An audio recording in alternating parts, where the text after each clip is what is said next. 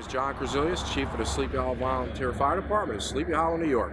And today we're down here to do our final inspection of our 2018 HP 95 mid-mount tower ladder built by E1 in Ocala, Florida. Sleepy Hollow is a quiet little town about 15 miles north of Manhattan in New York City. We're right on the historic Hudson River. We have a small community of 2.2 square miles with a population of about 10,000 people. Back in the 1800s, well actually in the 1700s, it was owned by a British loyalist, Philip von Fredericksburg. So during the Revolutionary War, he got the boot. We changed the name to Beekmantown, then it went to North Tarrytown. And being that we are in Sleepy Hollow, the old Dutch church, back in the 90s, we said, hey, what are we doing? Let's change the name to who we really are, Sleepy Hollow. So once we did that, we actually got a lot more tourists and a lot more attraction. And you can see by the color of the truck, that's part of the reason. That's orange and black. So it's all a great theme with a lot of tourists. And who doesn't know the story about the Headless Horseman? One of the features that I like the most is it's a climbable tower ladder, which makes it easier for carrying equipment.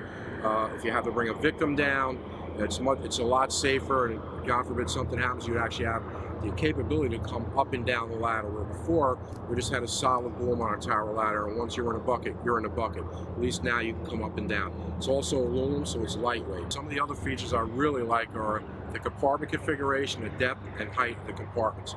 They laid it out really well. If you look behind me and you actually look at some of the compartment stations, you'll be really shocked. We're actually going on under a huge development.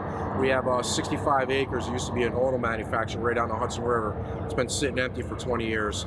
So they're in the middle of building 1,500 living units, a hotel, amphitheaters, and over 60,000 square feet of retail space. We're going to pick up probably another 3,000 or 4,000 people in the community. So we wanted to design a truck that's not only great for today, but 20 years, 25 years down the road.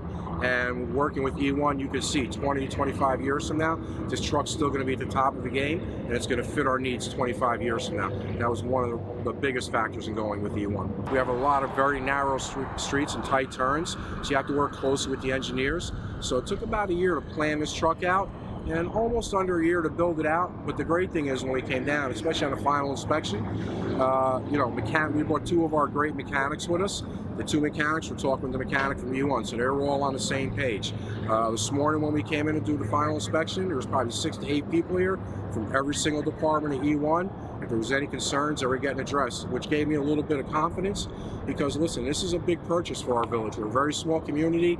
We're not spending 50 bucks. It's a large number for a truck. So for us, we have to make sure everything's right. And working with E1, I get the feeling I'm not being sold a truck, but we're actually forging a relationship, and they're addressing our concerns right away, which makes me way more comfortable.